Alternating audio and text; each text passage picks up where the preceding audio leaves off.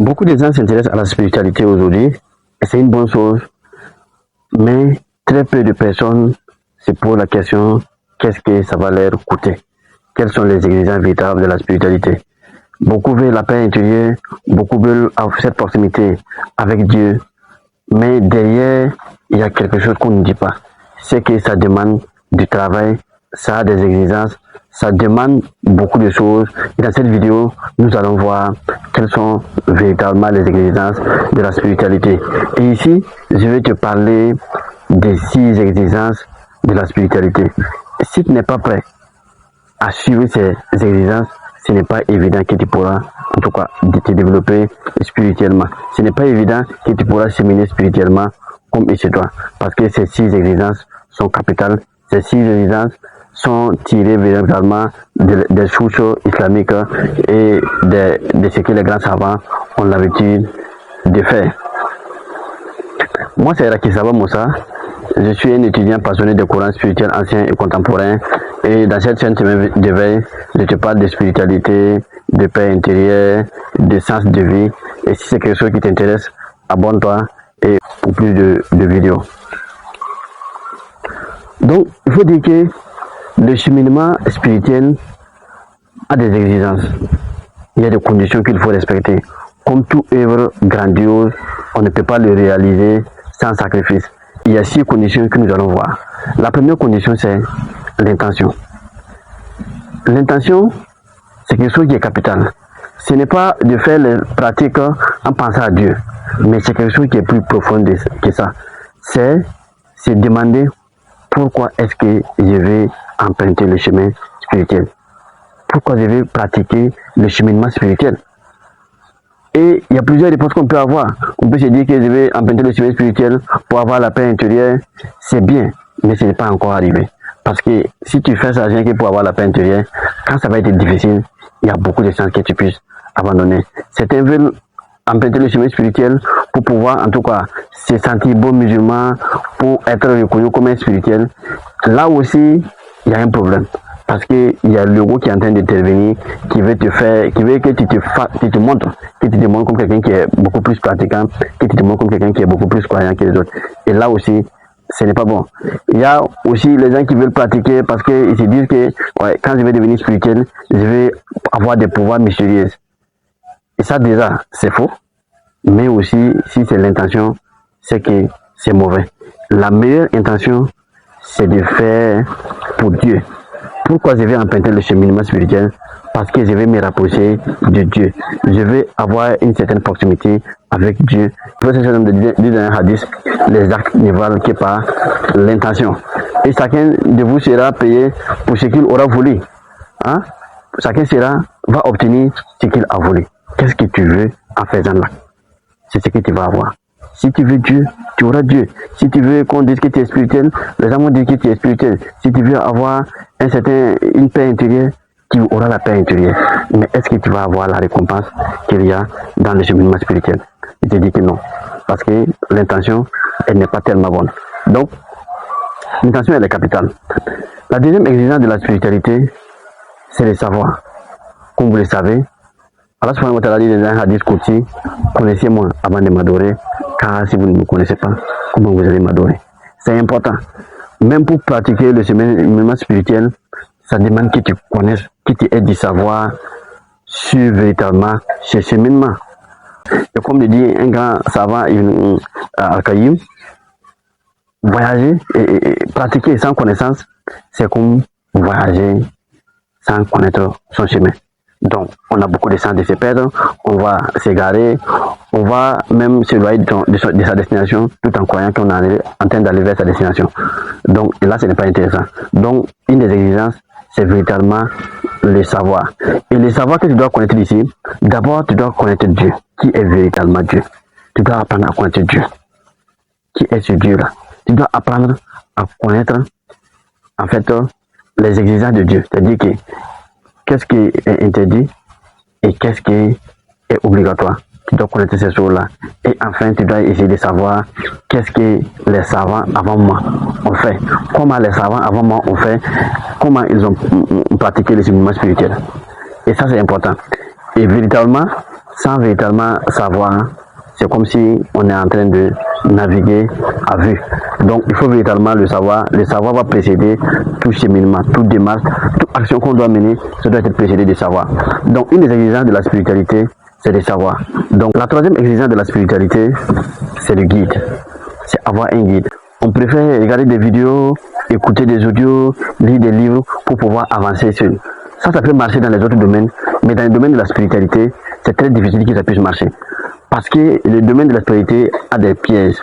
A des pièges qui font que quand tu vas commencer à prendre le chemin, le diable est fort. Il y a des pièges dans lesquels tu vas tomber. Si tu n'as pas quelqu'un qui a déjà pratiqué le chemin, qui connaît ces pièges-là, il y a beaucoup de gens qui puissent tomber dans ces pièges.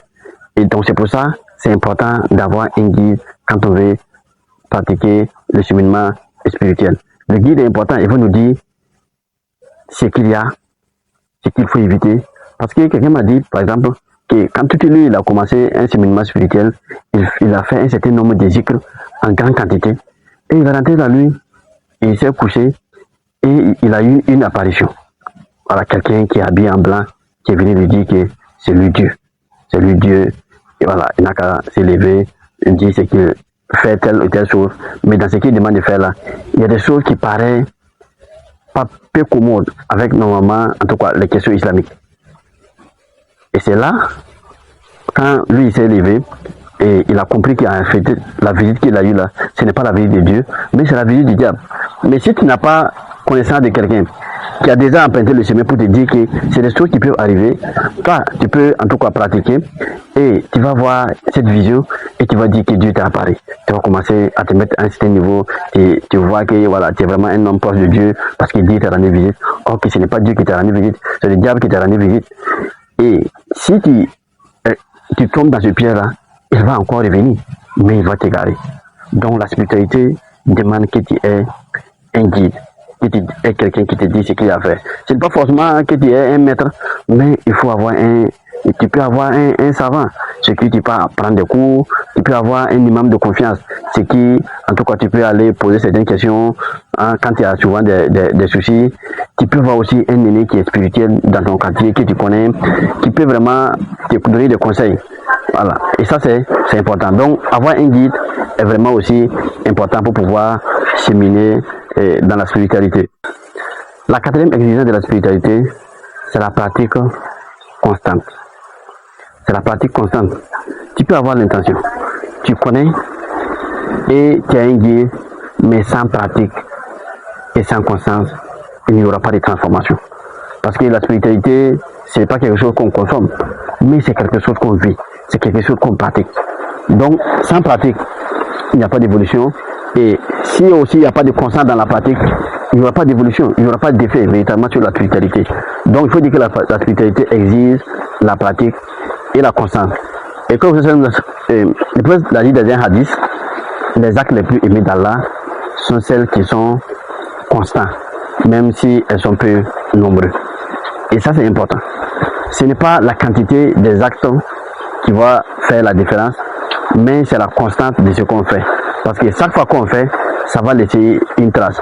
Même quand on pratique et qu'on sent que voilà, on n'a pas envie de pratiquer, il y a telle chose ou telle chose, même quand on sent qu'on est vide, il faut continuer à pratiquer. Parce que c'est la constance qui fera la différence. Si tu pratiques et que tu n'es pas constant, il y a très peu de chances que tu puisses évoluer spirituellement. La cinquième exigence de la spiritualité, c'est la solitude. Ici, on parle de kalwa. Dans les termes arabes, on parle de kalwa. La solitude, c'est quelque chose qui est important. Ça ne veut pas dire, voilà, aller rester en bourre, rester seul, t'isoler carrément du monde. Mais ce que ça veut dire ici, c'est qu'il faut que tu aies des moments où tu te retires, où tu n'as pas d'agenda, où tu t'isoles toi seul pour pouvoir véritablement te consacrer à Dieu, pour pouvoir véritablement mieux penser à toi-même, à tes défauts, à tes réalités et véritablement essayer de voir comment tu peux corriger, essayer de voir comment tu peux te soigner. Quand on regarde, même votre homme, avant même qu'il ne soit, en tout cas, il ne reçoive la révélation, il avait l'habitude de s'isoler sur le mont Hira pour pouvoir méditer. Qu'est-ce qu'il faisait? Il s'est retiré du bruit du monde, il s'est retiré de l'agitation du monde pour pouvoir avoir une certaine tranquillité, pour pouvoir se consacrer véritablement à la dévotion. Al-Ghazali, un grand savant, a dit, en fait, l'agitation du monde, le cœur est comme un miroir. Et l'agitation du monde, c'est comme la poussière qui se dépose sur ton cœur. Plus tu es dans un monde agité, plus ton cœur se recouvre de poussière. Mais quand tu t'isoles, c'est comme si tu nettoies ton cœur.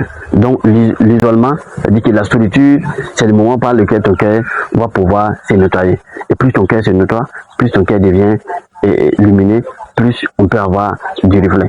Donc accepter la solitude, et la solitude est importante si on veut véritablement évoluer spirituellement. Parce que c'est le moment où tu vas pouvoir réfléchir sincèrement sur ton état, sur l'état de ton cœur, sur tes défauts, sur tes faiblesses, sur les maladies que tu as dans ton cœur.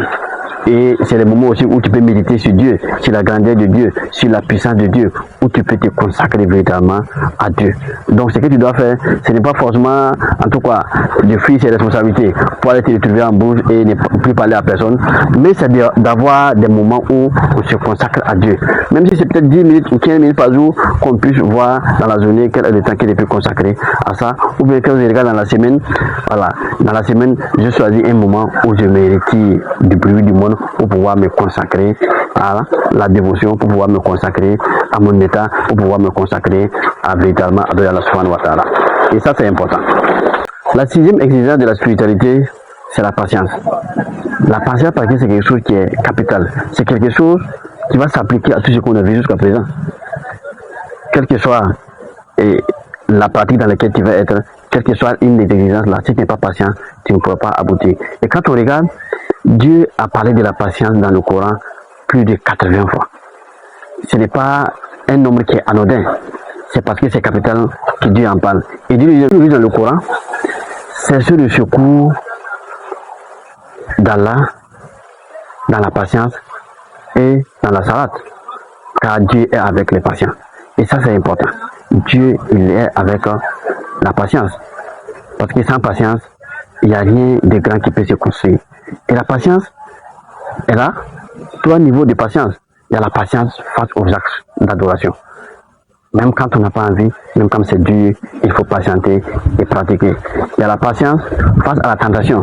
Quand on a des envies, quand on a des désirs, il faut patienter. Il faut, en tout cas, accepter, appuyer ces désirs-là.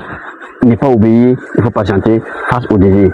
Et il y a aussi le troisième niveau de patience, qui est la patience face au décret divin. La patience face au décret divin. Quand Dieu t'éprouve, quand il y a des pertes, quand il y a des manquements, quand tu n'arrives pas à accomplir certains délais, quand il y a des douleurs, il faut rester patient.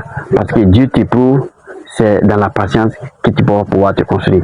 Mais si, en tout cas, face aux épreuves, tu es incapable de patienter, tu commences à douter, tu commences à penser que Dieu ne te veut pas, que Dieu il est méchant, ça va être difficile pour toi de pouvoir véritablement évoluer. Dans le cheminement spirituel, c'est cette troisième patience-là qui est très très capitale. Donc la patience face au décret divin. Quel que soit ce que Dieu va décider pour toi, tu dois accepter et tu dois être patient. Parce que Dieu, il sait le mieux ce qui est bon pour toi. Dieu, il n'est jamais en retard. Il fait toujours les choses au bon moment.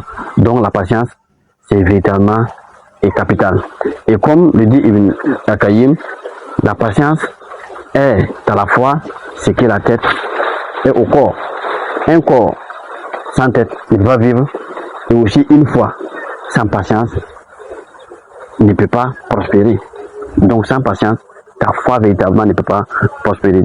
Donc voilà la sixième exigence de la spiritualité, qui est véritablement la patience. Donc si nous lui faisons un résumé, une conclusion, il faut dire que la spiritualité, le cheminement spirituel a des exigences. Et ces exigences-là, on en a parlé de 6. Premièrement, l'intention, parce que sans sincérité, ce qu'on fait va devenir vain. Deuxièmement, c'est le savoir. Sans connaissance, on est à mesure de s'égarer. Troisièmement, c'est avoir un guide. Sans guide, on peut véritablement se tromper. Sans guide, on peut se tromper, on peut succomber aux pièges. Et quatrièmement, c'est la pratique constante. Sans pratique et sans constance, il n'y a pas de transformation. Et cinquièmement, c'est la solitude. Sans solitude, il n'est pas possible de pouvoir voir son propre cœur et de pouvoir se connecter véritablement avec Dieu. Et dernièrement, c'est la patience. Sans patience, on ne peut pas véritablement évoluer. Donc voilà ici des exigences de la spiritualité que nous devons véritablement connaître avant de nous engager sur le cheminement spirituel. Il faut dire que chacun de nous devra véritablement s'engager sur le cheminement spirituel. Parce que c'est le chemin par lequel on va pouvoir mieux adorer Dieu, avoir de la concentration dans l'adoration de Dieu, avoir de la présence dans tout ce que nous allons faire comme pratique et avoir une certaine proximité avec Dieu. Donc avec ces exigences, je pense que si on commence le cheminement et qu'on connaît ces exigences et qu'on décide en tout cas de se soumettre à ça, il y a beaucoup de chances qu'on puisse en tout cas évoluer spirituellement. Donc si cette vidéo t'a marqué, je te dis de liker, de commenter, de la partager et de t'abonner si ce n'est pas encore fait. Et on se dit à une prochaine vidéo et Dieu vous bénisse.